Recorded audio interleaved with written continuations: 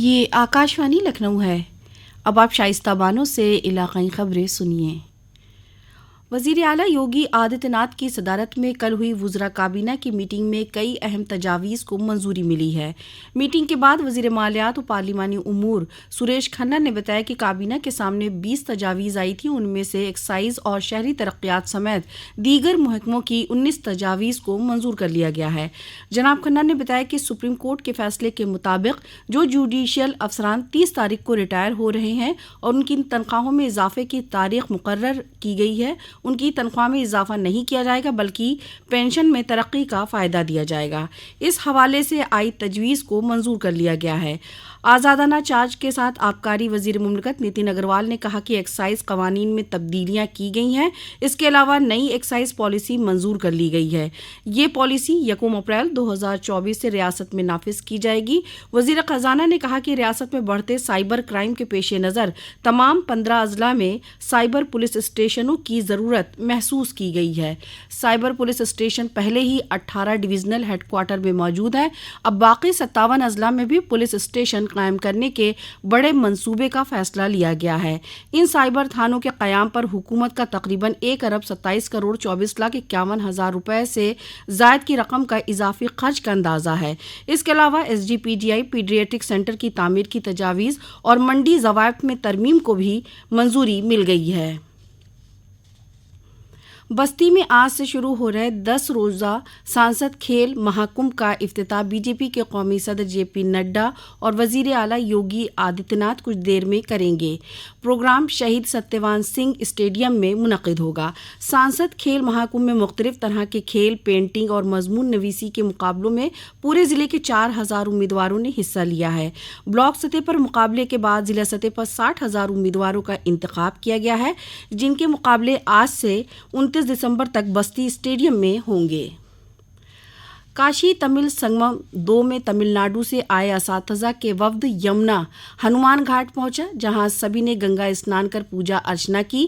وہیں آچاریوں نے تفصیل سے گنگا کے مختلف گھاٹوں کی تاریخ کو بتایا۔ اساتذہ وفد نے ہنومان گھاٹ کی گلیوں کا معائنہ کیا۔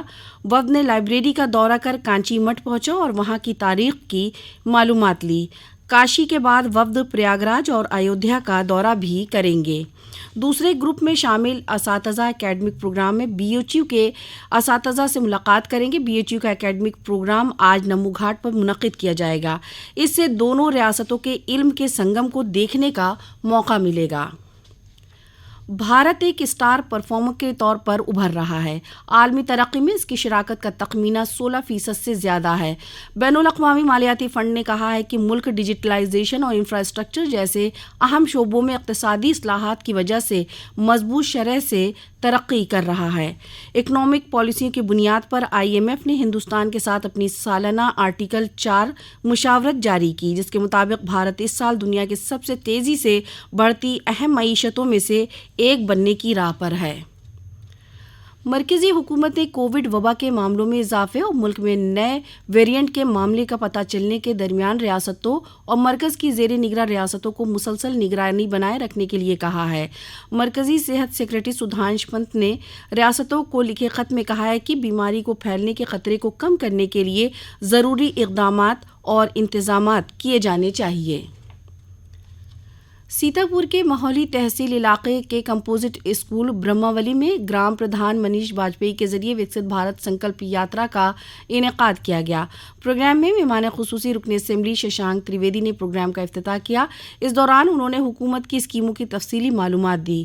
انہوں نے کہا کہ 2047 تک خود منحصر بھارت کا عہد مودی کی گارنٹی ہے۔ سماج کے آخری پائیدان پر کھڑے شخص تک اسکیموں کا فائدہ دلانے والی مودی کی گارنٹی کی بات کہی ہے۔ میرٹھ کے ضلع مجسٹریٹ دیپک مینا کے ذریعے سردی میں اضافے کے مد نظر ضلع خواتین اسپتال میں ایمرجنسی وارڈ رین بسیرا ضلع اسپتال کا اچانک معائنہ کیا گیا۔ انہوں نے اسپتال میں داخل مریضوں کے صحیح علاج فراہم کرانے کے ساتھ وارڈ میں صاف صفائی اور سردی کے مد نظر انتظامات کو یقینی بنانے کے احکام دیے۔ پوروانچل کے مافیا مختار انصاری اور منا بجرنگی کے قریبی رہے گینگسٹر فیروز احمد عرف جلیس پر انتظامیہ نے شکنجا کسا۔ ڈسٹرکٹ مجسٹریٹ کے حکم پر کل جلیس کی 7,40,90,000 کی املاک کو قرق کیا گیا ہے۔ اسی کے ساتھ آکاشوانی لکھنؤ سے علاقائی خبریں اب ختم ہوئیں۔